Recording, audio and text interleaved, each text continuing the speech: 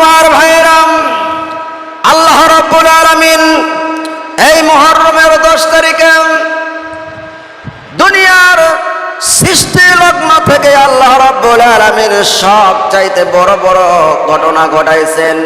মানব সৃষ্টির ইতিহাসে যেই সমস্ত ঘটনাগুলো বড় বড় আল্লাহ রাব্বুল আলামিন তা মুহররমের 10 তারিখেই ঘটাইছেন।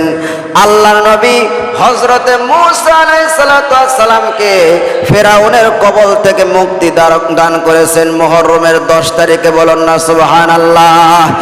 এই মুহররমের 10 তারিখকে বলা হয় আশুরা। আশুরা শব্দের অর্থই হলো 10। এই মুহররমের 10 তারিখে আল্লাহ পাক 10টি বড় বড় ঘটনা ঘটাইছেন। কন্যা আল্লাহু আকবার। তার মধ্যে 1 নাম্বার, আল্লাহর নবী মূসা আলাইহিস